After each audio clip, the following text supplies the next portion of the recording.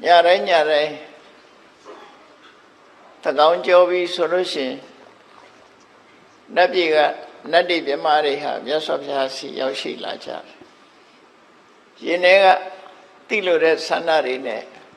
mấy con mấy cha làဖြစ်đi vậy mà số gìလူသားတွေချိန်ပေးရသည့်အတွက်ကြောင့်နတ်တွေဟာလူပြည်ကိုဆင်းလာနိုင်ခြင်းမရှိဘူးလူသားတိတ်ဆိတ်လို့ညသကောင်ကြော်ပြီးဆိုရင်နတ်တွေဟာခွင့်ရရပြီးရှုတည်းရဲ့မြတ်စွာဘုရားရှေ့မှာဘွားကနဲ့ပေါ်လာကြပြီ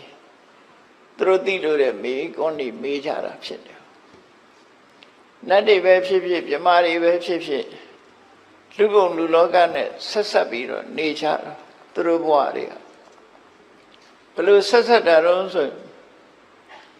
လူဘဝမှာကုသိုလ်ကောင်းမှုလုပ်ကြတဲ့ပုဂ္ဂိုလ်တွေကနတ်ပြည်ရောက်ကြတာတိရစ္ဆာန်ကနတ်ပြည်ရောက်တယ်ဆိုတော့မရှိဘူးတော့မဟုတ်ရှိအလွန်ရှားတယ်ပေါ့နော်အဲ့တော့နတ်ပြည်ရောက်တဲ့ပုဂ္ဂိုလ်တွေဟာ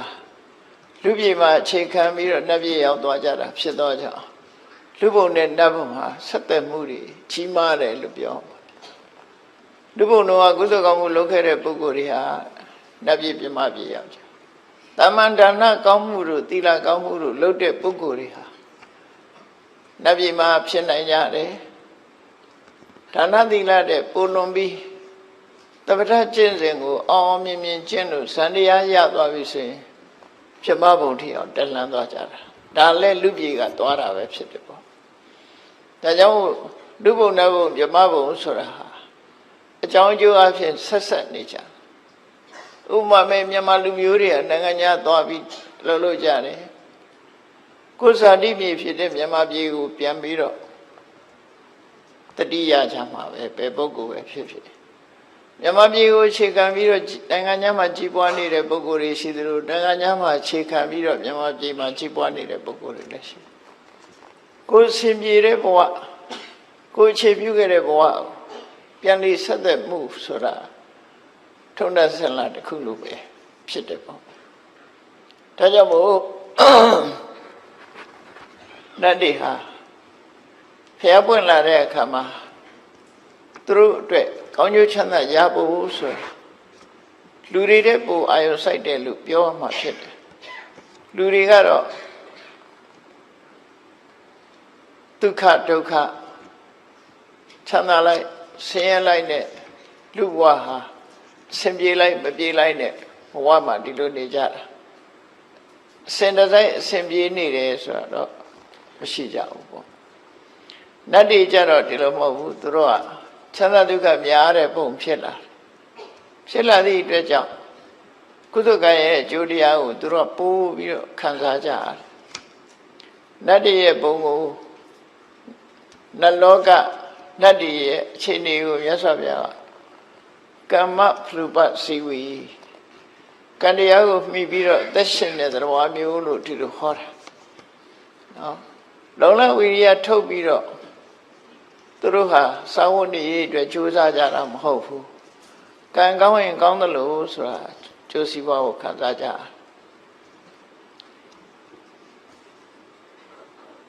လူတွေကြတော့အဲ့လိုမဟုတ်ဘူးကံကြီးရုံးမဲ့ဖွဲ့လို့မရဘူးလူတွေကြတော့ကျိုးပန်းအထုံးမှုနဲ့ပေါင်းဆက်ရတယ်ကံကောင်းလို့ရတယ်ဆိုတာတော့မွေးတဲ့တထေးအိမ်ဖြစ်တဲ့ပုဂ္ဂိုလ်မျိုးတွေပေါ့နော်အဲ့လိုပုဂ္ဂိုလ်မျိုးကြတော့ကံကောင်းတယ်လို့ပြောရမှာ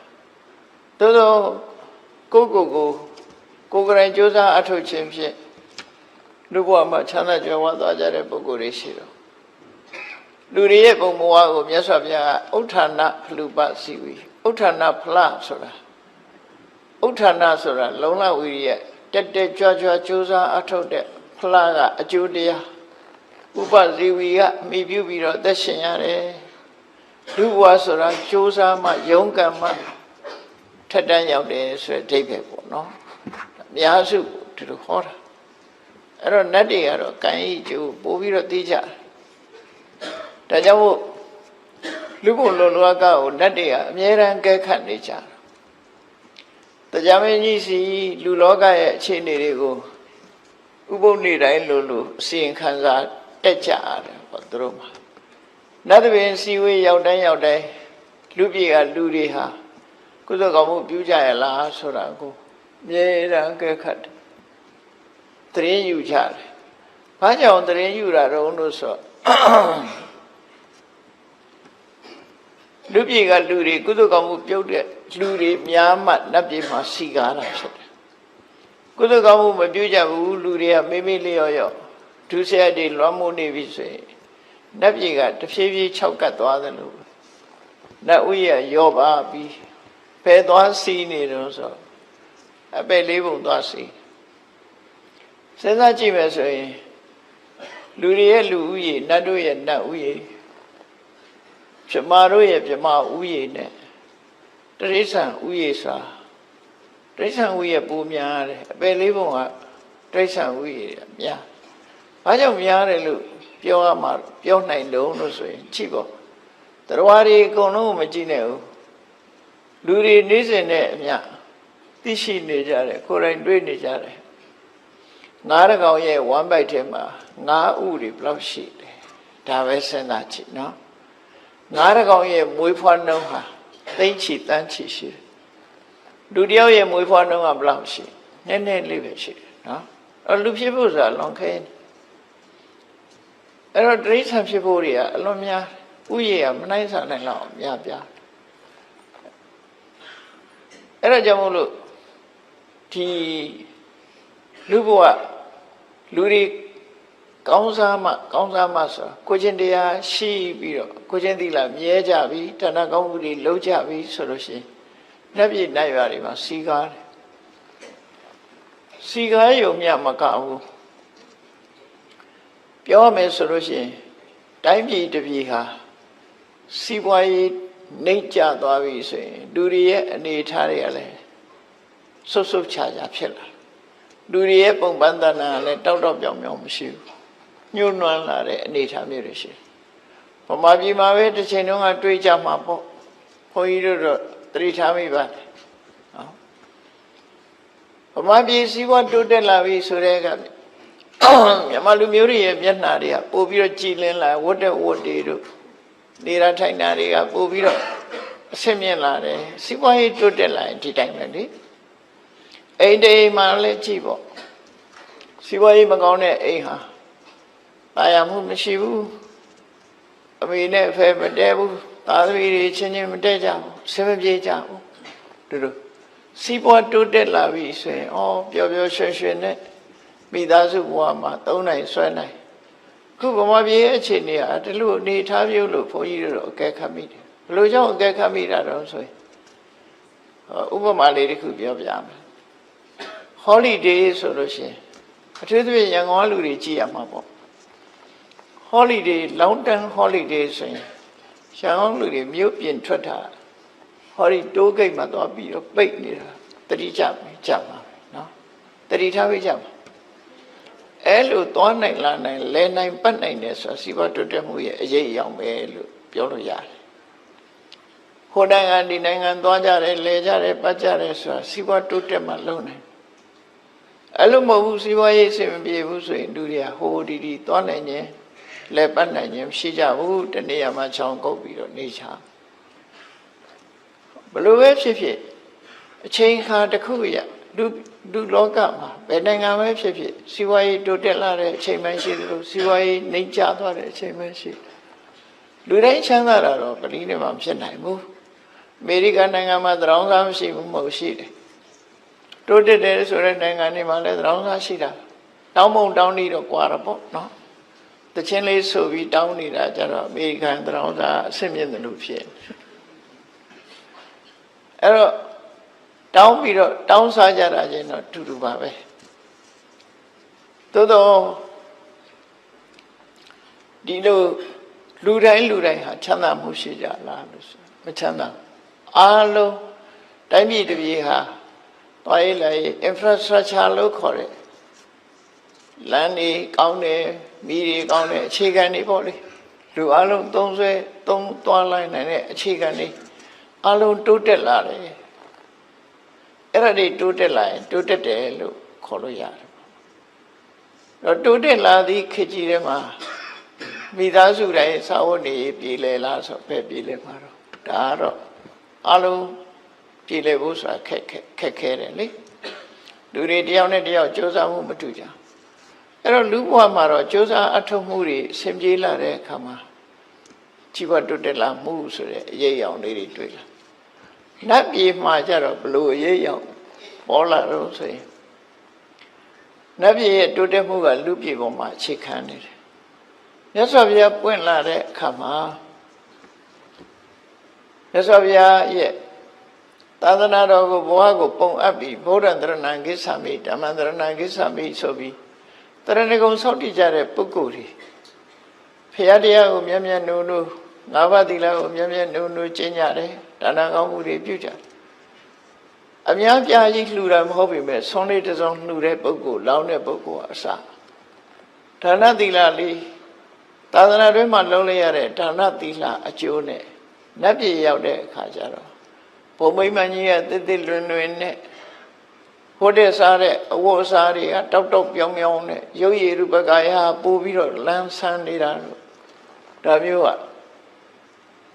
သာသနာ့ဘက်မှာနတ်ပြည်ရောက်နေတဲ့နတ်က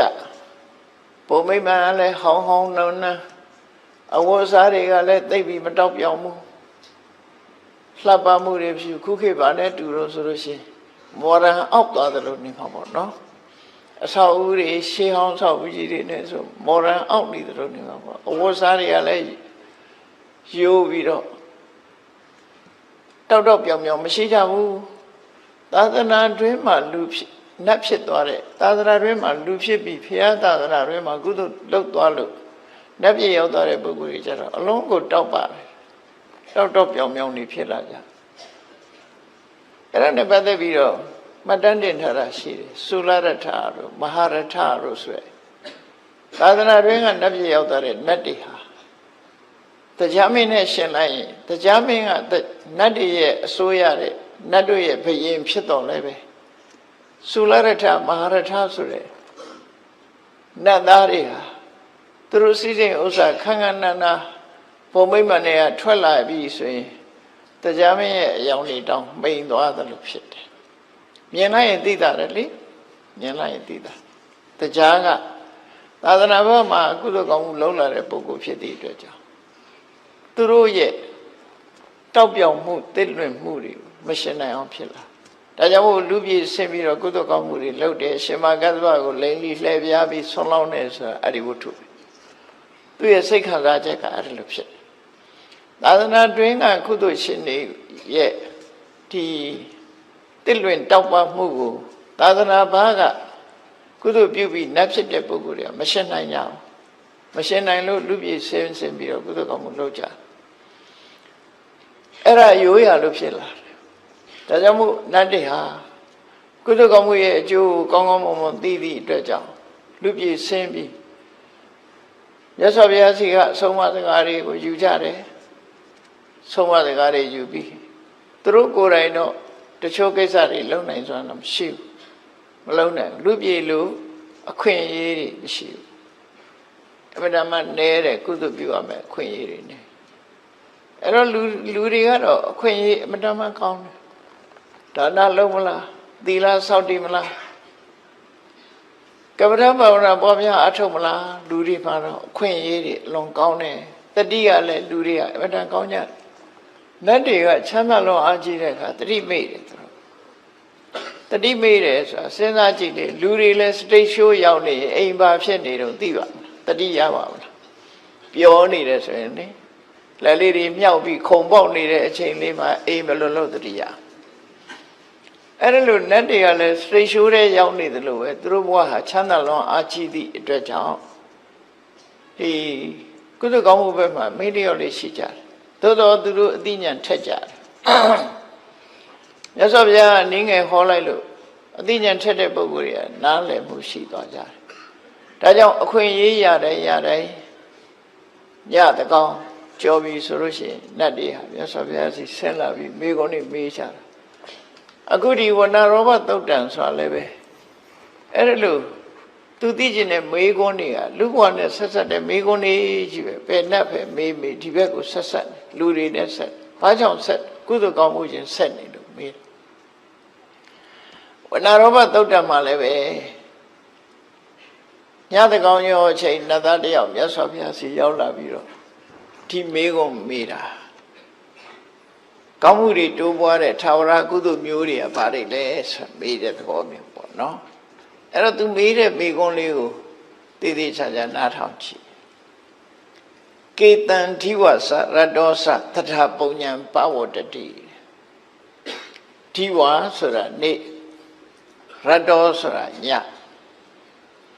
တရာပုံညာပဝတ္တိအမြဲတမ်းကုသိုလ်တိုးတယ်နေ့နေ့ညညနေ့ရောညပါလူတယောက်ဟာကုသိုလ်ကောင်းမှုတွေတိုးပွားနေတယ်အဲဒီလိုနေ့နေ့ညညကိုလှုပ်ထားတဲ့ကုသိုလ်ကောင်းမှုတွေရဲ့အရှိန်ဝါတွေကုသိုလ်တွေဟာထာဝရတိုးတက်နေတယ်ဆိုတာဘယ်လိုပုဂ္ဂိုလ်မျိုးတွေရဲ့ကုသိုလ်ကောင်းမှုဟာထာဝရတိုးတက်နေသလဲဒီမေခွန်းလေးကိုသူသိချင်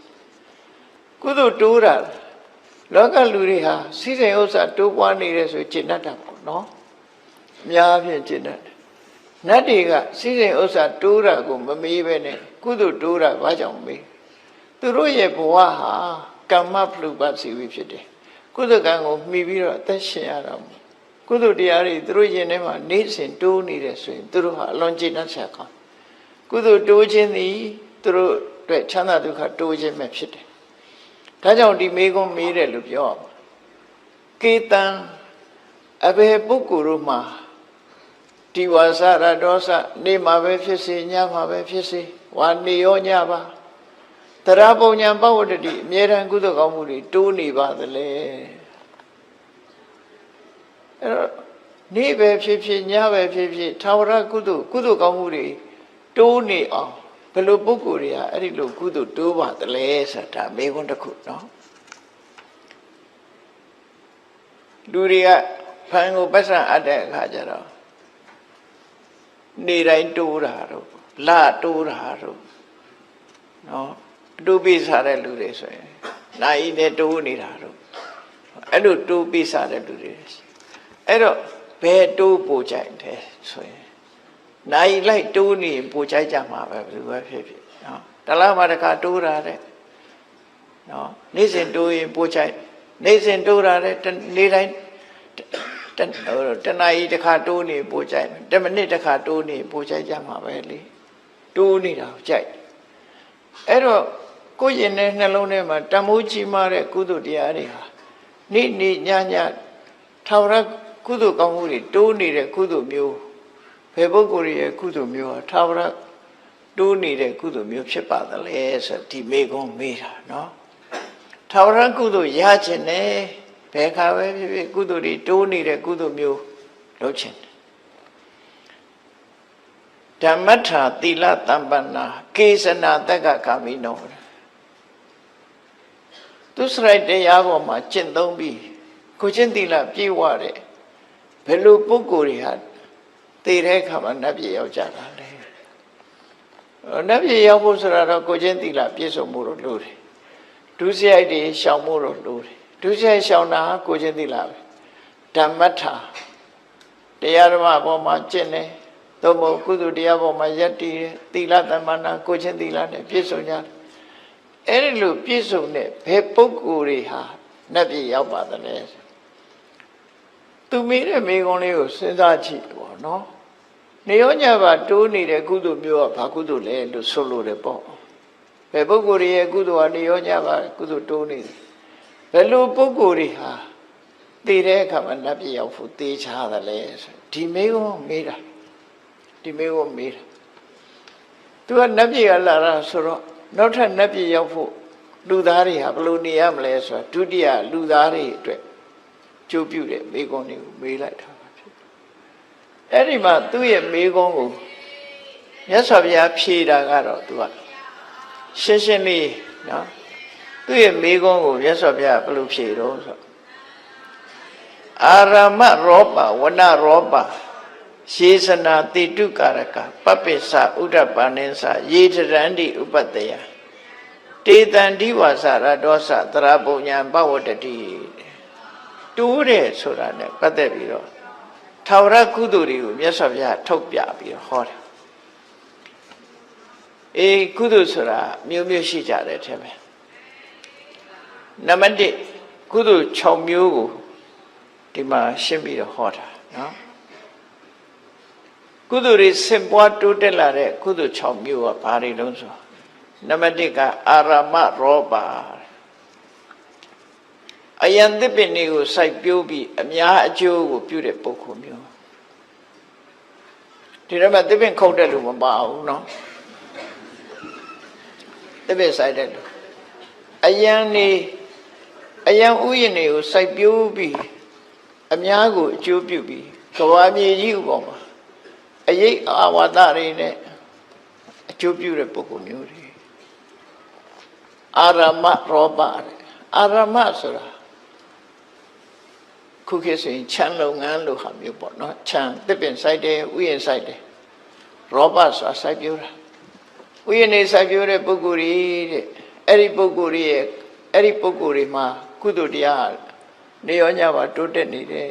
။ဘာကြောင့်လို့ဆိုရင်သူကုသိုလ်ကသာဝရကုသိုလ်နေတတိယရင်နေတိုးမှာပဲညတတိယညတိုးဆိုလိုတာဒါသာဝရကုသိုလ်ပျောက်သွားတဲ့ကုသိုလ်မဟုတ်ဘူးလေ။ဥယျာဉ်စိုက်ပျိုးထားတယ်။ဥယျာဉ်စိုက်ပျိုးလိုက်တဲ့ဖြင့်ထိုဥယျာဉ်ကိုမှီပြီးတော့ပထမဆုံးဘသူတွေအကျိုးရတော့ဆိုငှက်ကလေးတွေဒေါ်တရိษံတွေဟာဒီဥယျာဉ်တွေကိုမှီပြုပြီးတော့စားစရာတွေပြည့်ပြည့်ဝရခိုးစားတော့လည်းသွားမကြွေးလေးနဲ့တန်းတယ်အဲ့လိုတစ်ပင်စိုက်ထားလို့ရှိရင်တော့အကျိုးပြုမှသိကြတယ်နော်အဲ့လိုတစ်ပင်စိုက်ပေးထားတဲ့အခါမှာ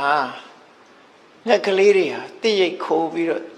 တစ်ပင်မှာရှိတဲ့အသီးလေးတွေစားပြီးဘလောက်စိတ်ချမ်းသာကြကောင်းတော့သူတို့ဘဝဟာလုံခြုံသွားတယ်နောက်တစ်ခါကိုမမြင်ရတဲ့တ attva တွေဟာလည်းပဲတပည့်ရိတ်တွေပါမှီပြီးတော့သူတို့ရဲ့ပုံမိမ့်မှန်တွေကရှိတယ်တပည့်ခုတ်လိုက်လို့ရှိရင်ပုံမိမ့်မှန်ပြုတ်ကြတာတွေ့တယ်မလားဘောလမြိုင်ဘက်မှာမြေပြိုးတာတွေ့တယ်မလားမြေပြိုးရင်အိမ်တွေလည်းပါသွားတာအဲ့တော့တပည့်လဲရင်လည်းတပည့်ပေါ်မှာရှိတဲ့ပုံမိမ့်မှန်တွေပျက်စီးမှာပေါ့ဒါထုံးစံပဲပေါ့သူတို့ကံအားလျော်စွာဒီယောဂဇုဆိုတာတပည့်ကွာကြတက်ထိုင်နေတာမဟုတ်ဘူးပကြီးဆရာဆွဲတယ်လို့ဘယ်ကြာကြီးထိုင်နေမှာတော့မြောက်ကြီးလို့နေမှာပေါ့ရှုပ်ကစိုးသစ်ပင်ကွာကြထိုင်နေရုပ်မြောင်းလို့ဖြစ်နေမှာဆိုလိုတာကရှုပ်ကစိုးမှာဖိမှန်2မျိုးရှိတယ်အမျိုးအစား2ခုရှိတယ်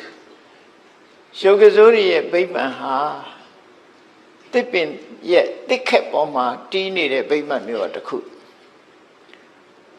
သစ်ပင်ဆိုတဲ့ပင်စီပေါ်မှာတီးနေတဲ့ဖိမှန်တစ်ခု2ခုရှိတယ်တစ်ခက်ပေါ်မှာတည်တဲ့ဗိမာန်ကိုတာခထဗိမာန်လို့ခေါ်တယ်တာခါဆိုတစ်ပင်တစ်ခက်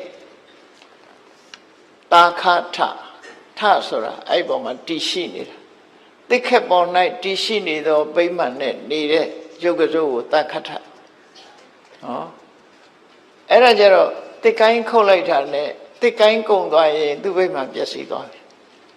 ဒါကြောင့်မို့ဗမာတွေကနတ်နိကိုင်းချန်တယ်ဆိုတာအဲ့ဒီအဓိပ္ပာယ်ကိုပြောတယ်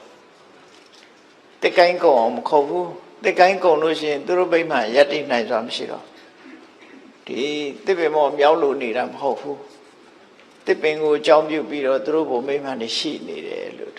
လူတွေလည်းမြေပေါ်နေတယ်ဆိုရင်ပဲမြေပေါ်မှာအိမ်ဆောက်နေကြတာလေမြေကြီးပေါ်တိုင်းအဲ့ထမှာမဟုတ်တာ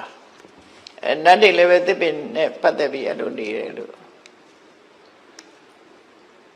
ရုက္ခထဗိမာန်ဆိုတာကြတော့တစ်ပင်ကြီးလဲလိုက်လို့သင်္ကုတ်တူရှိနေသေးတော့သူ့ဘုံမိမမပြတ်သေးဘူးဒါရုက္ခထတစ်ပင်ရှိနေသေးဗျအမြစ်ပါတူပြစ်မှသူ့သိဘုံမိမပြတ်တယ်ဒါမို့ယောဂဇော2မျိုးနော်တစ်ခက်တွေကောင်းခုတ်ရင်ယောဂဇောစိတ်ဆိုးတယ်သူ့ဘုံမိမနေပြည့်စည်တယ်တော့တချို့ယောဂဇောစိတ်မဆိုးဘူးဘာကြောင့်တော့ဆိုရင်တစ်ပင်ရှိနေသေးရင်သူနေလို့ရနေသေးတယ်သင်္ကုတ်တူရှိနေလို့ရနေသေးတယ်သူ့ဘုံမိမမပြတ်ဘူးအဲ့တော့ကိုမမြင်ရမယ့်တရားတွေဟာလည်းပဲအခုလိုအယံဥယျာဉ်စိုက်ပျိုးပြီးတော့ထားခြင်းအဖြစ်တရားတွေပေါ်မှာအများကြီးကျိုးပြုသွားတယ်။ဒါကြောင့်ဒီထာဝရကုသိုလ်မျိုးဟာနေတတိယရဲ့နေညတတိယရဲ့ညကုသိုလ်တွေတိုးတယ်။အိပ်ပျော်နေရင်လည်းကုသိုလ်တိုးသလားလို့တော့ဒီလိုတော့မဟုတ်ဘူး။အိပ်ပျော်နေရင်တော့ပဲကုသိုလ်ရမယ်။ ဆိုလိုတာကနေတတိယရင်နေကုသိုလ်ရမယ်ညတတိယရင်ညကိုတိုးမယ်နော်လူက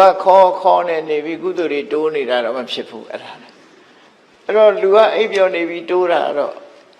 အတိုးပါပဲပတ်စံအတိုးကတော့တိုးတယ်လူအိပ်နေလဲတိုးမှာပဲအဲ့ဒါတော့သူများဆရာပတ်စံချီးထားရင်တော့အဲ့ဒါအတိုးကတက်နေမှာနော်လူအိပ်နေလဲအတိုးကတော့မအိပ်ဘူးလို့ပြောကြတယ်လေဒါကြောင့်အဲ့လိုမျိုးကတော့တိုးတယ်ကုသိုလ်ကတော့မတိုးဘူး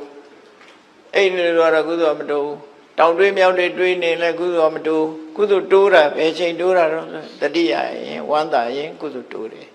အဲ့တော့ခဏခဏတတိယကိုလောက်တာလေဟာဒီလိုဆိုတော့နော်အဓိပ္ပာယ်အဲ့ဒါလိုအဓိပ္ပာယ်နောက်တစ်ခုကဝဏရောပသစ်ပင်ဆိုင်တယ်သစ်ပင်ဆိုင်တဲ့ကုသိုလ်ဟာလည်းပဲသာဝရကုသိုလ်မျိုးဖြစ်တယ်သစ်ပင်ဖြစ်လာလို့ရှိရင်သစ်ပင်ကောင်းငှက်တစ်တောင်းခိုးဆိုတာမျိုးလို့အများကြီးကိုအကျိုးပြုတာဖြစ်တယ်ကဘာမြေကြီးကိုအေးမြစေပြီးတော့တရားတွေကိုအာဟာရနဲ့ပံ့ပိုးထောက်ပံ့ပေးရရောက်တယ်ပေါ့သစ်ပင်ကိုမှီပြီးတော့စားတော့ကြတဲ့တရားတွေအများကြီးဟာသစ်ပင်ဆိုင်ပေးလိုက်တဲ့ပုဂ္ဂိုလ်ရဲ့ထောက်ပံ့မှုကြောင့်သူဟာရှင်သန်နိုင်သွားကြတယ်ပေါ့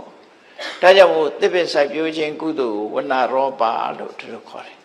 နော်အယံဆိုင်ပြိုးတဲ့ပုဂ္ဂိုလ်ရဲ့သစ်ပင်ဆိုင်ပြိုးတဲ့ပုဂ္ဂိုလ်ရဲ့နောက်တစ်ခုက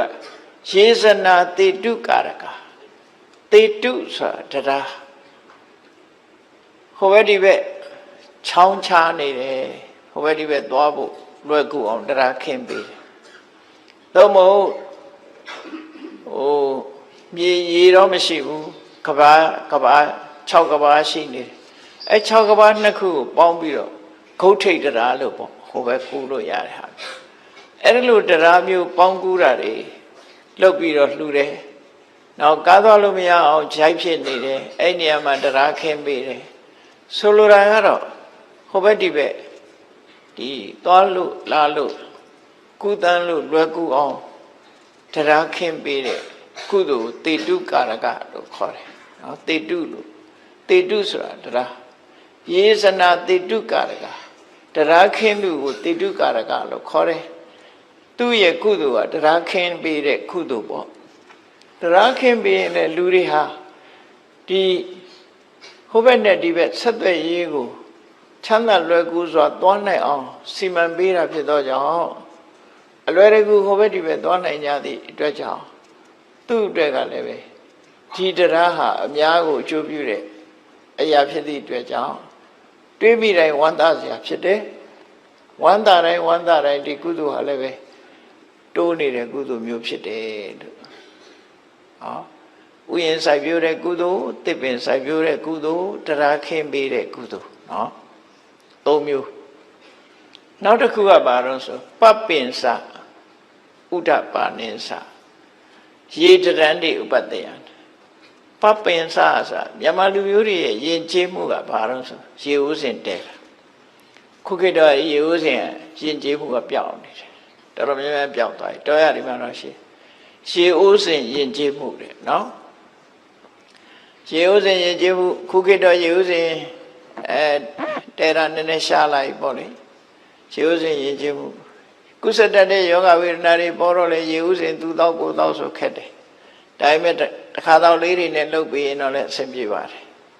သို့မဟုတ်ပါးစပ်နဲ့မတည်ဘဲနဲ့မောပြီးတော့ရေစက်ချတောက်တဲ့နှီးလည်းရှိပါတယ်နော်ဆိုလိုတာခီးသွားလာတဲ့ပုဂ္ဂိုလ်တွေ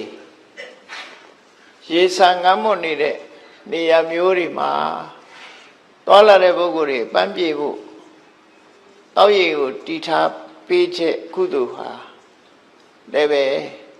သွားလာတဲ့လူတွေကိုပန်းပြေပြီးတော့အစဉ်ပြေစေတဲ့ကုသိုလ်မျိုးဖြစ်သည့်အတွက်ကြောင့်အများကိုအကျိုးပြုတဲ့ပရိဟိတလုပ်ငန်းတစ်ခုဖြစ်လို့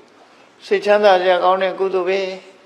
ဘယ်သူရဲ့လို့သတ်မှတ်တာမဟုတ်ဘူးဒီလမ်းကျောကသွားတဲ့ပုဂ္ဂိုလ်တွေမှန်တယ်ဗျဆာလောင်မွတ်သိမ့်လို့ရှင်ရေလေးတောက်ပြီးအားလေးပြေးတဲ့အခါခီးဆက်နိုင်ကြတယ်ပေါ့နော်မြန်မာလူမျိုးတွေရဲ့ရေဦးစဉ်ကုသိုလ်မျိုးဟာလည်းပဲထာဝရကုသိုလ်လို့သူတို့ခေါ်တယ်နော်ထာဝရကုသိုလ်ခုခေတ်တော့ခင်ပြီးတော့ရေသားမူးလေးတွေထားလို့လည်းရတယ်ပိုက်နဲ့ထားလို့လည်းရတယ်ပိုက်ကလည်းပဲဖွင့်ပြီးတော့တောက်ရတဲ့ပိုက်မျိုးလည်းရှိတယ်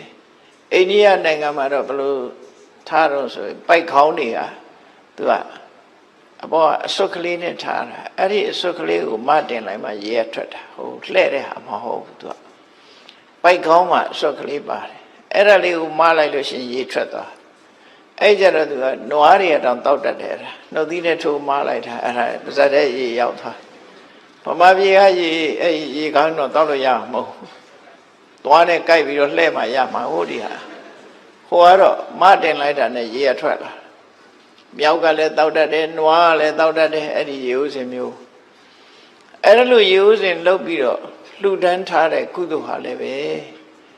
ထာဝရကုသိုလ်ဖြစ်သည့်အတွက်ကြောင့်လူတို့အကျိုးပြုတဲ့ကုသိုလ်တတိယတိုင်းကုသိုလ်ကောင်းမှုတွေတိုးတက်နေတယ်နောက်တစ်ခုကတော့ဥဒ္ဓပါဏ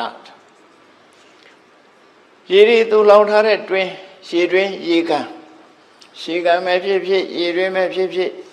ရေရှားတဲ့အရာဒေသတွေမှာအဝီစီတွင်းတူးလှူတာပဲဖြစ်ဖြစ်ရိုးရိုးရေတွင်းတူးတာပဲဖြစ်ဖြစ်သို့မဟုတ်ရေကန်ဆောက်လှူတာပဲဖြစ်ဖြစ်အဲ့လိုရေဆိုတာလူတွေအတွက်များစွာအကျိုးပြုတယ်မွတ်သိမှုကိုကာဝယ်ပေးတယ်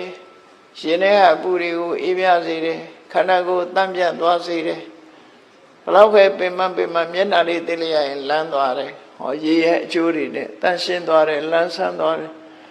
အဲ့ဒီအကျိုးတွေကိုမြုပ်ကိုးပြီးတော့ကုသိုလ်ကောင်းမှုလုပ်ပြီးလှူဒန်းထားတဲ့ပုဂ္ဂိုလ်တွေရဲ့ကုသိုလ်ဟာလည်းပဲထာဝရကုသိုလ်မျိုးဖြစ်တယ်တဲ့ထာဝရကုသိုလ်မျိုးတွေဟာအဲ့လိုအလုံး5မျိုးရှိသွားတယ်နံပါတ်1ကအယံဥယျာဉ်စိုက်ပျိုးပြီးတော့လှူဒန်းတဲ့ကုသိုလ်များအတွက်သစ်ပင်စိုက်ပျိုးပြီးတော့လှူဒန်းတဲ့ကုသိုလ်တရားခင်းပြီးတော့လှူဒန်းတဲ့ကုသိုလ်ရှေးအိုးစဉ်လှူဒန်းတဲ့ကုသိုလ်ရှေးတွင်းရေကန်လှူတဲ့ကုသိုလ်နောက်ဆုံးတစ်ခုကတော့ပါတော့မြန်မာလူမျိုးတွေရဲ့ယဉ်ကျေးမှုတွေနဲ့သက်ဆိုင်နေရဒီတရားတော်ကိုနာရလို့မြန်မာလူမျိုးတွေလောက်တာဖြစ်လောက်တာနောက်ဆုံးဟာရေတတန္တိဥပတ္တယံခီးသွားလာတဲ့နေရာမျိုးတွေမှာဥပတ္တယဆိုတာအဆောက်အဦပေါ့နော်ရေတတန္တိဥပတ္တယံအဆောက်အဦဆောက်လှူတယ်ဆိုတာဆောက်အဦဆောက်လှူတယ်ဆိုတဲ့နေရာမှာဒီနေရာမှာဘယ်လိုအဆောက်အဦတုံးလို့ဆိုတာလည်းမပါဘူးဘယ်သူကိုလှူတယ်ဆိုတာလည်းမပါတော့စဉ်းစားကြည့်ရတော့မြန်မာလူမျိုးတွေရဲ့ယဉ်ကျေးမှုမှာလမ်းဘေးဆရာဆောက်ပြီးလှူတဲ့အကျင့်ရှိတယ်လေအားလုံးဟာခီးသွားတဲ့လူတွေကတက်ပြီးတော့အပန်းဖြေနားနေအိပ်ဆက်လို့ရတယ်ဆရာကတုံးတွေရှင်ခွဲဆရာတွေဟိုဘက်ဒီဘက်ထိုင်ကုန်ခွဲထားလို့ရှိရင်ရင်ခွဲဆရာခေါ်တာနော်အကောင်ပိုင်းဆရာကတုံးလို့ခေါ်တာဘုန်းကြီးနဲ့လည်းသွားမရောနဲ့အောင်အဆရာကတုံးဆိုတာအဲ့ဒါ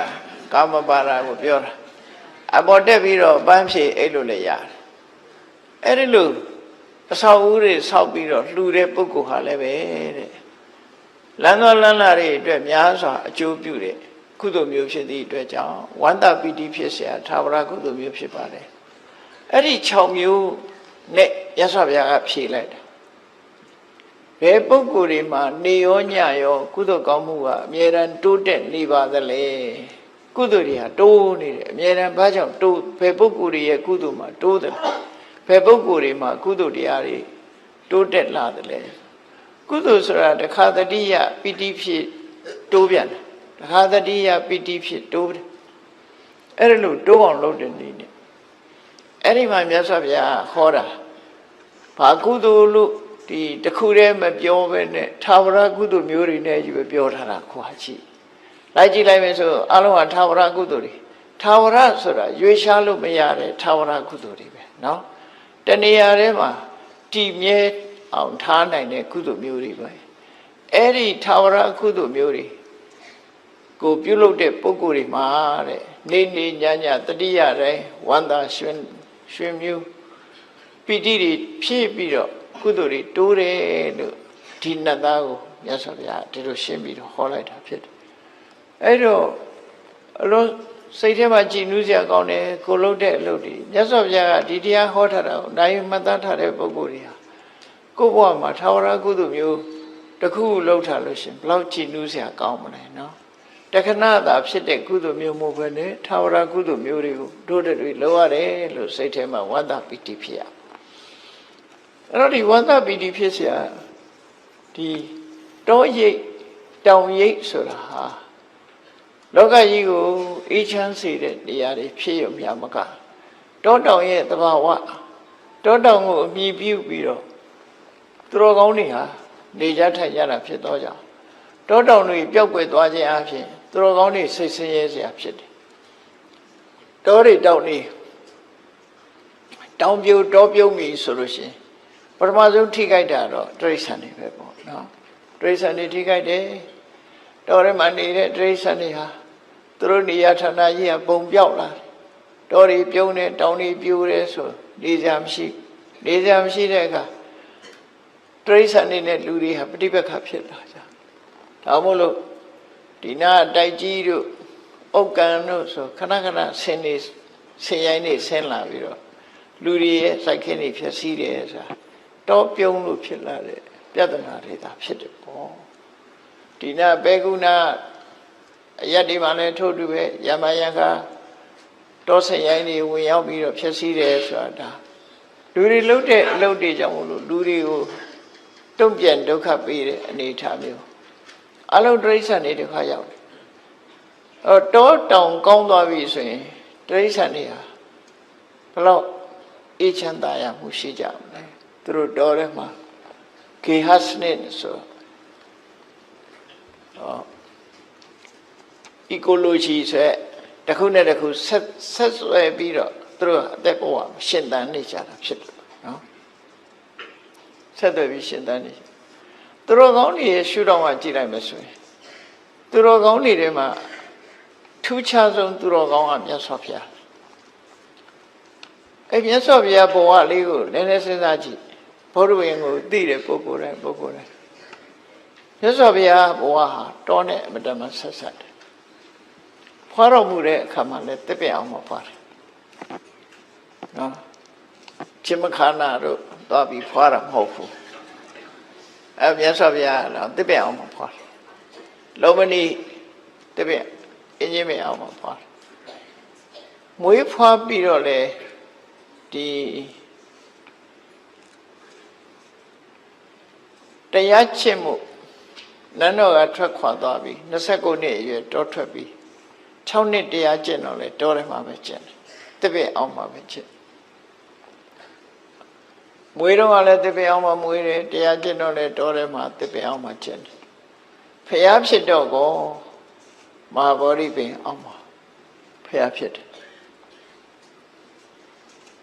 ဖျားဘဝမှာနေတဲ့အခါရောစေတဝနေဝိဟရတိဝေလူဝနေဝိဟရတိဣတိပတနေဆိုတာဒါတွေအားလုံးဟာတောတွေတောင်တွေကြီးပဲကောမြတ်စွာဘုရားရဲ့ဘဝမှာတောတောင်တွေမှာပဲသတင်းသုံးနေထိုင်သွားတာရာသက်ပံလို့ပဲတောတွေတောင်တွေထဲမှာပဲသတင်းသုံးပြီးတော့နေထိုင်သွားတယ်ပြိဋိဘံဆန်တဲ့အခါကျတော့လေကုသီနာရာလို့ခေါ်တဲ့ကုသီနာယုံမန္လမင်းတို့ရဲ့အင်းကြီးဥယျာဉ်တွေကအင်းကြီးမဲ့နှစ်ပင်ချာမှာပြိဋိဘံဆန်သွားမြတ်စွာဘုရားဟာဘုရားဖြစ်တော်မူတဲ့အချိန်ဘုရားအဖြစ်အသိဉာဏ်တူရတဲ့အချိန်မှာဘောဓိပင်ကိုကြောပေးပြီးတော့အရှိလောကရကိုကြည့်ပြီးထိုင်ပြီးတော့ဘုရားဖြစ်တာနေထွက်တဲ့ဘက်ကိုမျက်နှာမူပြီးတော့ဘုရားဖြစ်တာဘာအဓိပ္ပာယ်ဆိုတာကိုတော့မပြောကြပါနဲ့ကိုယ့်အကိုစဉ်းစားကြည့်မယ်ဆိုရင်ပြောလို့ရတာဘာတစ်ခုတော့မြတ်စွာဘုရားအရှိလောကရကိုကြည့်ပြီးတော့နေထွက်တဲ့အရာကိုကြည့်လိုက်တော့အဲ့ဒီမှာဖျားဖြစ်ခြင်းရဲ့အဓိပ္ပာယ်ဘာလို့ဆိုရင်နေမင်းကြီးပေါ်လာလို့ရှိရင်လောကလူတွေဟာလောကလူတွေဖို့အမှောင်ပြောက်ပြီးတော့အလင်းရောင်ရောက်လာတာပဲလေဖျားပွင့်လာခြင်းဟာလည်းပဲအရှိဘက်ကိုမျက်နှာမူပြီးတော့ပွင့်သည့်အတွက်ကြောင့်လောကကြီးကိုအလင်းပေးမယ်ဆိုတဲ့သဘောကိုဖော်ပြနေတာဟုတ်လောကကြီးကိုအလင်းပေးနေထွက်တဲ့ဘက်မြတ်စွာဘုရားဆိုတဲ့ဒီအသိဉာဏ်နေမင်းကြီးဟာထွက်ပေါ်လာတဲ့အခါလောကလူသားတွေအမှန်တရားကိုသိရှိခွင့်ရတာနေထွက်လာတဲ့အခါအမောင်တွေပျောက်ပြီးတော့လူတွေဟာအကောင်းဆိုအကြောင်းကျိုးမျက်စိနဲ့မြင်လို့ဆုံးဖြတ်နိုင်စွာဖြစ်လာတယ်မြတ်စွာဘုရားပွင့်လာတော့လေတရားဓမ္မကိုသိကြတာနေထွက်တဲ့ဘက်ကိုမျက်နှာမူပြီးတော့ပွင့်တာဟာဒီအဓိပ္ပာယ်ကိုဆောင်တယ်လို့ဆိုရမှာဖြစ်တယ်သို့သောတက်တော့80ပြည့်တဲ့အခါမှာပြိဋိဘံဆန္ဒမူတော့မယ်ဆိုတဲ့အချိန် မြောက်ဘက်ကိုခေါင်းထားပြီးလက်ရဘက်ကိုစောင်းပြီးတော့လျှောင်းလိုက်တဲ့အခါမျက်နှာကဘယ်ဘက်ရောက်သွားလဲအနောက်ဘက်ရောက်သွားကိုယ့်ကိုအိတ်ချမသေးကြလို့ရှင်ရန်ကုန်လူတွေတောင်မြောက်လဲကွဲတာမဟုတ်ဘူးကွန်ပတ်လေးရှာထားမှဘယ်ဘက်ကတောင်လဲဘယ်ဘက်ကမြောက်လဲတွေ့ကြနော်အဲ့တော့မြောက်ဘက်ကိုခေါင်းထားပြီးတော့အနောက်ဘက်ကိုမျက်နှာမူစောင်းပြီးတော့အိတ်လိုက်တဲ့အခါမှာမြတ်စွာဘုရားရဲ့မျက်နှာတော်ဟာအနောက်လောကရဘက်ကိုမျက်နှာမူပြီးသားဖြစ်ပွင့်လုံးကအရှေ့ဘက်ကိုကြည့်တယ်ပြိဋိဘဆန်တော့အနောက်ဘက်ကိုကြည့်တယ်ဘာအဓိပ္ပာယ်လဲလောကကြီးကိုလင်းအောင်ပေးနေတဲ့နေမင်းကြီးဝင်တော့မယ်ဆိုတဲ့အဓိပ္ပာယ်ပဲအနောက်ဘက်ကနေထွက်တယ်လို့မရှိဘူးလေနေဝင်တာပဲရှိတယ်အဲ့တော့မြတ်စွာဘုရားဒီပြိဋိဘဆန်သွားခြင်းအပြင်လောကလူသားတွေအသိဉာဏ်တွေဆုံးရှုံးသွားတယ်ပေါ့အလင်းအောင်ဆုံးရှုံးသွားသလိုမြတ်စွာဘုရားရဲ့အဆုံးအမတရားတော်တွေဆုံးရှုံးသွားရင်လင်းအောင်ဆုံးရှုံးသလိုဆုံးရှုံးမှာပဲဖြစ်တယ်အဲ့ဒီအဓိပ္ပာယ်တွေကိုခေါ်ကျူးတဲ့အနေနဲ့မြတ်စွာဘုရားဟာအရှိပဲလှည့်ပြီးတော့ဘုရားဖြစ်ပြီးလက်ရနှစ်ပါးကိုစောင်းလို့အနောက်ဘက်ကိုမျက်နှာမူပြီးပြိဋိဘဆန်တော်မူခြင်းဟာလောကသားတို့အတွက်ပညာတစ်ခုပေးခဲ့ခြင်းပဲဖြစ်တယ်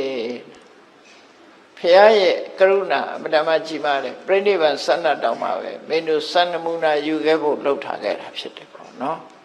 အစစအရာရာအသိပညာတွေပေးခဲ့တယ်လောကမှာအသိပညာအလွန်အရေးကြီး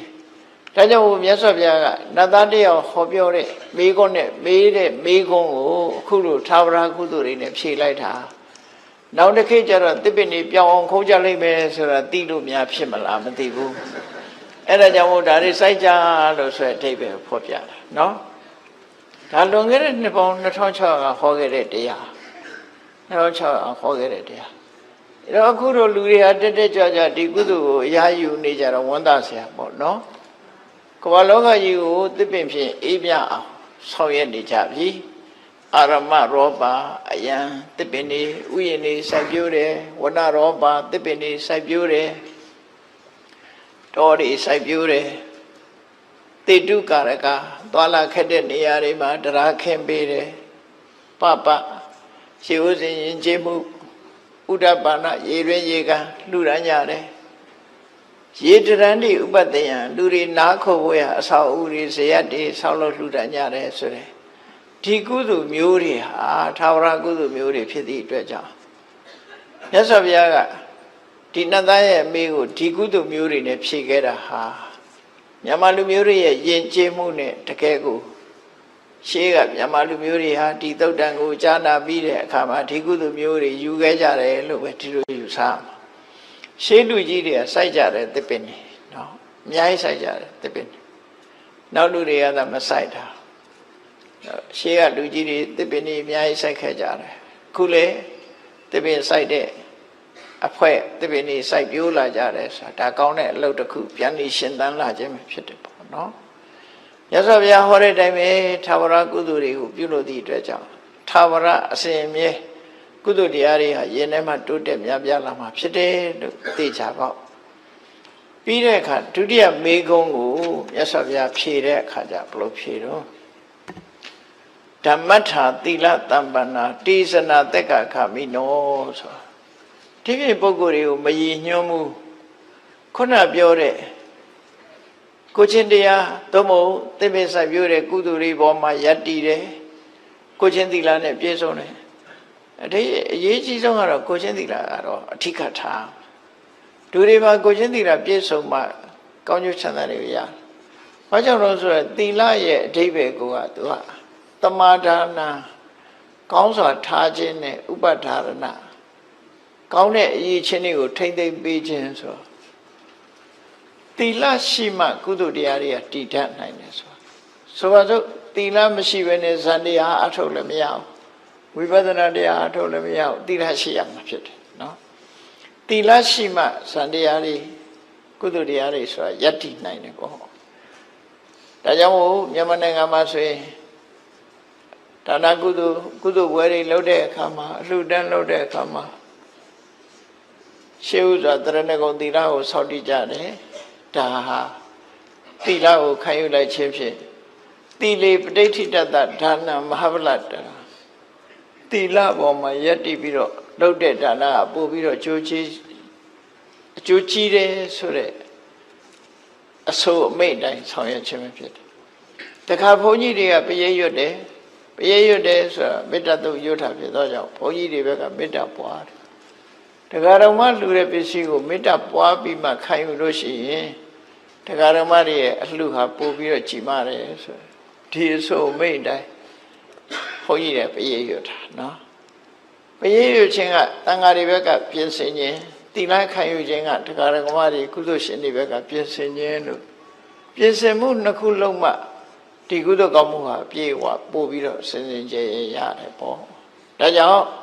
ဒီမှာမြတ်စွာဘုရားထည့်ပေးတာဓမ္မထကုသိုလ်ကောင်းမှုတရားတွေပေါ်မှာယက်တည်တဲ့ပုဂ္ဂိုလ်သီလတမ္ပနာကိုချင်းသီလနဲ့ပြည့်စုံတဲ့ပုဂ္ဂိုလ်အဲ့ဒီကိုချင်းသီလနဲ့ပြည့်စုံပြီးတရားပေါ်မှာယက်တည်နိုင်တဲ့ပုဂ္ဂိုလ်တွေဟာ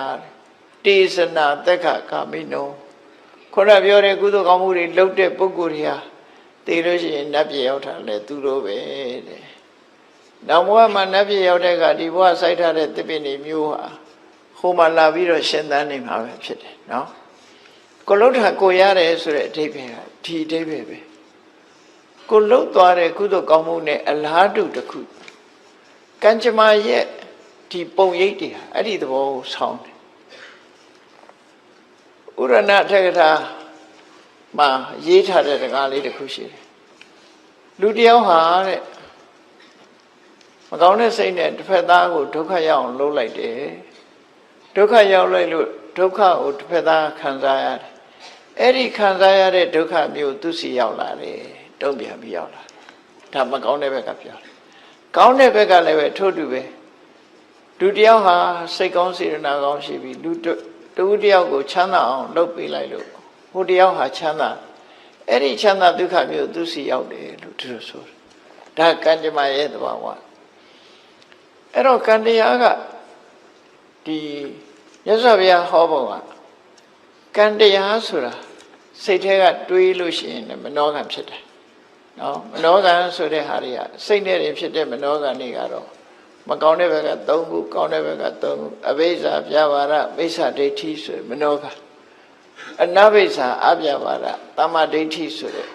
မနောကအဲ့ဒီစိတ်ထဲကကြံစည်ုံနဲ့ကံအရာမြောက်သွားတယ်တခြားအရာတွေလည်းပဲကံအရာမြောက်တာစိတ်ထဲကဖြစ်တဲ့ကံအရာတွေမြောက်နှုတ်ကထုတ်ပြောတဲ့ဟာဝစီကံနဲ့ကိုယ်ဒီလက်ရောက်လုပ်တဲ့အခါကျတော့ကာယကံလို့ဆိုပြီးတော့ကံတရားတွေဟာလူတွေဟာ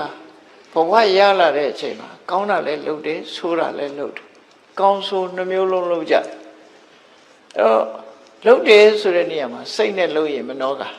နှုတ်နဲ့ပြောရင်ဝစီကကိုယ်ရင်းနဲ့ရောက်လုပ်ရင်ကာယကံလုပ်ကာယကံဝစီကံမနောကံဆိုတာအတိုင်းပဲဒီကာယကံဝစီကံမနောကံတွေလုတ်ပြီးသွားလို့ရှိရင်ပြီးသွားတာနဲ့ပျောက်သွားလားလို့ဆိုမပျောက်ဘူးနော်ကိုယ်ရင်ထဲမှာဖြစ်သွားတဲ့အရာတစ်ခုကမပျောက်အောင်ဘယ်သူကမှတ်တမ်းတင်ထားတာဆိုရင်ထဲမှာ CCTV တပ်ပေးထားဟုတ်တပ်ဖို့ရိုက်ထားလို့ရှိရင်ပုံရိပ်တွေထင်မနေဘူးလားရင်ထဲက CCTV ကဖြတ်လို့မရဘူးနော်ရင်ထဲမှာဖြစ်သွားတဲ့ CCTV ကဖြတ်လို့မရကိုလုံးတဲ့ကံနေရဘယ်မှာတည်တော့ဆိုရင်ကိုယ့်ရဲ့ mental process ဆိုရယ်စိတ်ဖြစ်စဉ်ထဲမှာသွားတည်နေစိတ်တဏ္ဍတိလို့ခေါ်တဲ့စိတ်ဖြစ်စဉ်ကြီးရှိတယ်အဲ့ဒီစိတ်ဖြစ်စဉ်ထဲမှာပုံရိပ်တွေပေါ်ကုန်ကိုဘာလို့လိန်လို့လည်းမရဘူးဒါကိုယ်စိတ်ထဲမှာဖြစ်သွားတဲ့အတိုင်းပုံရိပ်ကထင်တယ်ကိုပြောလိုက်တဲ့စကားအတိုင်းပုံရိပ်ကထင်သွားတယ်ကိုလုံးလိုက်တဲ့အလုပ်တိုင်းတစ်ဖက်သားပေါ်မှာကောင်းကျိုးလားဆိုးကျိုးလားတစ်ခုဖြစ်သွားရင်ဖြစ်သွားတဲ့အတိုင်းပဲပုံရိပ်တွေထင်နေအဲ့ဒီပုံရိပ်တွေကသေတော့ရောပျောက်သွားလားလုတ်ပြီးရင်ရောမေ့သွားရင်ပြီးရောလားလို့ဆိုလူကတော့မေ့ခြင်းမေ့မယ်အတိုးကမမေ့ဘူးဆိုတာလို့ခေါင်းပုံရိပ်ကမပြောက်ဘူးပုံရိပ်ကမပြောက်ဘူးပုံရိပ်ကမပြောက်ဘူးဆိုတာမြတ်စွာဘုရားကဘယ်လိုဟောတော့ဆိုဥဘောပုံညင်စပပင်စယမစ္စောကုရုတိဣဒာလူလောကမှာတဲ့ လူသားတရားဟာနှစ်မျိုးလုပ်တယ်ကောင်းတာလည်းလုပ်တယ်မကောင်းတာလည်းလုပ်တယ်ဒါကံတရားကိုပြောတာနော်ကုသိုလ်ကံလည်းလုပ်တယ်အကုသိုလ်ကံလည်းလုပ်တယ်အဲ့ဒီလုပ်တာလုပ်ပြီးရင်ပြီးသွားရလားလို့ဆိုမပြီးဘူးတင်ညိတတတက္ကံဟောတိအဲ့လုပ်သမျှသူ့ထဲမှာမှတ်တမ်းဝင်သွားတယ်သူပိုင်တဲ့အရာဖြစ်သွားတယ်သူပဲ responsible သူနဲ့ပတ်သက်သွားပြီဒါဖြင့်ပတ်သက်သွားရင်ဒီဘဝနောက်ဘဝကျတော့မေ့သွားလားလို့ဆိုဘယ်မေ့မလဲတင်္စအာရာယကိစ္စတိအဲ့ဒါပါသွားအောင်မှာတဲ့လုံးလိုက်တဲ့အရာတစ်ခုဟာကိုယ်ထဲမှာပုံရိပ်ထင်သွားပြီပုံရိပ်ထင်သွားတာဟာဒီဘဝသိရင်ပြတ်သွားလားမပြတ်ဘူးတင်္စအာရာယကိစ္စတိနောက်ဘဝပါသွားမယ်ပါသွားတဲ့အခါအဲ့ဒီပုံရိပ်ကအဆိုးတွေဆိုရင်အဆိုးတွေခံပြီးတော့အကောင်းဆိုလို့ရှိရင်ကောင်းတဲ့ပုံရိပ်ရကောင်းကျိုးချမ်းသာတွေရမှာပဲဒီလိုပဲနားလဲရနော်အဲ့တော့မြတ်စွာဘုရားကဆုံးမတယ်တရားဝါတွေကိုဘယ်လိုဆုံးမတော့ဆိုအတ္တနေစေပိယံစညာနတ်နံပပေနတန်ယုစေမင်းတို့ကိုယ့်ကိုမျက်နှိုးတွေတမိုးထားတဲ့ဆိုလို့ရှိရင်မကောင်းမှုအကုသိုလ်တွေမဖြစ်စေနဲ့ရင်နဲ့နှလုံးနဲ့မရောက်စေနဲ့ပုံရိပ်ဆိုးတွေမထင်စေနဲ့လို့ပြောနော်စိတ်ထဲကပုံရိပ်အဆိုးတွေမထင်စေနဲ့ကောင်းတာပဲထင်အောင်လုပ်ဘာကြောင့်လို့ဆိုနာဟိတံသူလပံဟောတိဒုက္ခံဒုက္ခတာကာရီမကောင်းတာလုပ်ပြီးချမ်းသာဒုက္ခရတယ်ကြီးပွားတယ်ဆိုဖြစ်နိုင်ဘူးကောင်းတာလုံးမှကောင်းကျိုးရမှာလေမြတ်စွာဘုရားအဲ့လိုဆုံးမတယ်ဒါကကောသလမင်းကြီးနဲ့ပတ်သက်ပြီးတော့ဟောတဲ့သုတ်တန်တစ်ခုမှာခုလိုဆုံးမထားတယ်နော်ဆုံးမထားပြီးတော့မြတ်စွာဘုရားတိုက်တွန်းတယ်တတ္တမကရိယကလျာဏနိစ္စယံတံပရာယိကံပုညာနိပရလောကသမေပဋိဋ္ဌာဟောတိပါဏိနာဒါကြောင့်မို့တဲ့ကောင်းကျိုးချမ်းသာတွေကိုဖြစ်ပွားစေတတ်တဲ့တမလွန်ဘဝကိုအကျိုးပြုတတ်တဲ့တမလွန်ဘဝအတွက်လည်းအကျိုးပြုတတ်တဲ့ကုသိုလ်ကောင်းမှုကိုကြိုးစားလုပ်ကြပါပုညာနိပရလောကသမေပဋိဋ္ဌာဟောတိပါဏိနာအဲ့လုပ်တဲ့ကုသိုလ်ကောင်းမှုတွေဟာနောက်ဘဝအတွက်ကိုယ့်အတွက်အားကိုးစရာဖြစ်ပါတယ်လို့သူတို့ဆိုလူတွေကဒီဘဝကျတော့အားကိုးစရာတွေကရှိကြတယ်လေကိုယ်ဆောက်ထားတဲ့အိမ်ရှိတယ်ကိုယ်မိသားစုရှိတယ်အမေရှိတယ်ဖေရှိတယ်ရှားဝေထားတဲ့ငွေကြေးတွေရှိတယ်ဒါတွေကိုပဲအားကိုးအေးမျက်စိလေးနှလုံးမှိတ်ပြီးတမန်တော်ဘဝသွားပြီဆိုရင်ရှိတဲ့ငွေရလည်းပဲကိုနောက်ကိုနဲ့အတူရှိမှာမဟုတ်ဘူးနော်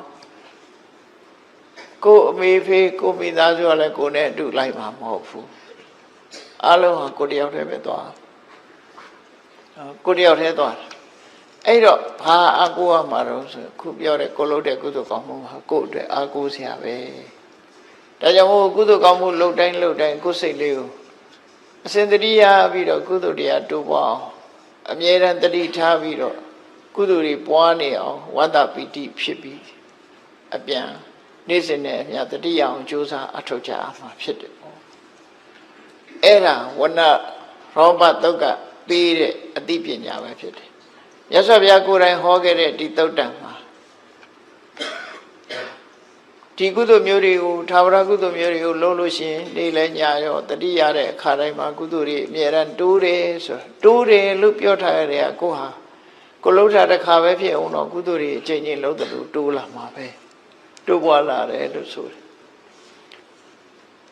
တေတံတိဝါစတေတံတေသနာတက်ခခမိနောဆိုတဲ့အဲ့ဒီကုသိုလ်ကောင်းမှုလှုပ်ထားတဲ့ပုဂ္ဂိုလ်တွေဟာနတ်ပြည်ရောက်တဲ့ပုဂ္ဂိုလ်တွေဖြစ်တယ်တက်ခဆိုတာတက်ခရဲ့အဓိပ္ပာယ်ကနတ်ပြည်လို့ပြန်လို့သူ့ရဲ့အဓိပ္ပာယ်ကဘာတော့သူ့အခအကောင်းနေနဲ့ကြီးပဲတွေ့တဲ့ဘဝမျိုးမျက်စိကမြင်ရတာလည်းအကောင်းနားကနားထောင်ရတာလည်းအကောင်းနှာခေါင်းကနမ်းရှူလို့ရတာလျှာကရတာခံလို့ရတာခန္ဓာကိုယ်ကထိတွေ့ရတာစိတ်ကူးရတာအားလုံးဟာအကောင်းစိတ်ချမ်းသာစရာတွေကြီးနဲ့တွေ့တဲ့ပုံကိုတက်ခလို့ခေါ်တာနော်ကောင်းတာတွေနဲ့ကြီးပဲတွေ့ရတဲ့အနေအထားမျိုးဒီကုသိုလ်ကောင်းမှုကပေးတာဖြစ်ပါတယ်ဒါကြောင့်သာဝရကုသိုလ်6မျိုးကြိုးစားအထောက်ခြင်းအပြင်မြတ်စွာဘုရားဟောတဲ့အတိုင်းကုသိုလ်တရားတွေနေ့စဉ်နဲ့အမျှတိုးတက်ပြီးနောက်ဆုံးဒါအ ਨੇ ဆုံးပြောတာနိဗ္ဗာန်ကိုယေရှုဥတည်ပြီးတော့လုပ်ရင်နိဗ္ဗာန်ထိအောင်အကျိုးပြုမှာပဲဖြစ်တယ်မဟုတ်ရင်ပုံမှန်အားဖြင့်တော့ နတ်ပြည်ရောက်ကြောင်းကုသိုလ်ကောင်းမှုတစ်ခုဖြစ်တယ်လို့ဒီလိုမှတ်သားကြကောင်းမှုတိုးပွားထာဝရကုသိုလ်များအကြောင်းမှတ်သားနိုင်ယူကြပြီးသည့်အားလျော်စွာသူတော်စင်ပြိဿအပေါင်းတို့ကုသိုလ်တရားဖြစ်ပွားအောင်တို့တွေကြိုးစားအားထုတ်ရမှာဖြစ်တယ်လို့တတိထားကကြိုးစားအားထုတ်နိုင်ကြပါစေကုန်သတည်း